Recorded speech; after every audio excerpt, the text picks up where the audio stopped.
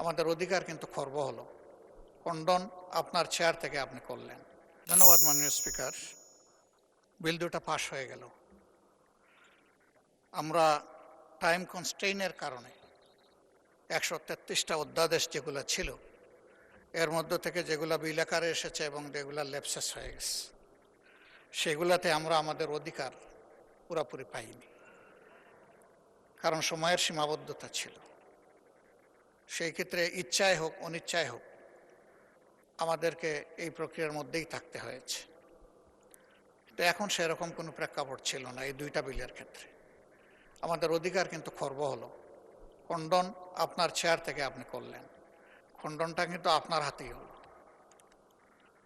2 নম্বর হচ্ছে, উনি যথার্থ বলেছেন যোগ্য লোকদেরকে যোগ্য জায়গায় স্পেস করে দেওয়া দরকার। কিন্তু একটা কথা আছে যে বৃক্ষ তোমার পরিচয় কি, ফলে আমার পরিচয়।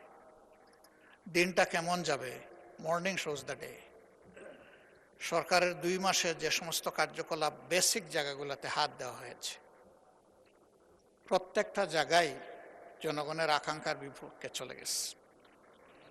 বাংলাদেশ ব্যাংকের মতো, আমি বেসিক জায়গা বলেছি, আমি কোনো কার্ড এগুলো বলিনি, নীতিগত যে জায়গাগুলো,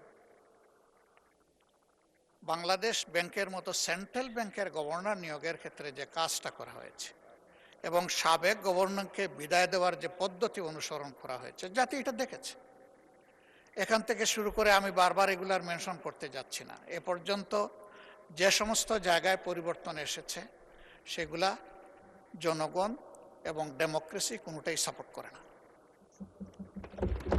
এমনকি খেলার মাঠটা পর্যন্ত আমরা উন্মুক্ত রাখতে পারলাম না, ওখানেও গিয়ে আমরা ঝাঁপাইয়ে পড়লাম। তাহলে যেটা মাননীয় মন্ত্রী বললেন যে যোগ্য লোকদেরকে যোগ্য জায়গায় না দিলে দেশ আগাবে কিভাবে, তো এইভাবে যদি যোগ্যতা সিলেকশন হয় আমার প্রশ্ন, দেশ আগাবে কিভাবে? আমরা তো কার ইন্টেনশন কি সেটা দেখতে পারবো না, এটা মনের ব্যাপার, এটা একমাত্র আল্লাহ তাআলা দেন। আল্লাহু আলিমুম বিজাতিস সুদূর, আল্লাহ ছাড়া এটা কেউ জানে না।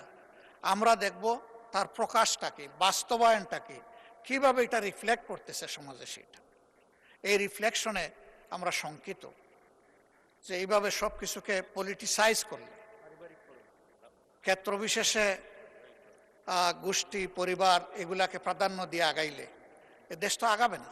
আমরা তো সবাই মিলে চাই যে দেশটা এগিয়ে যাক।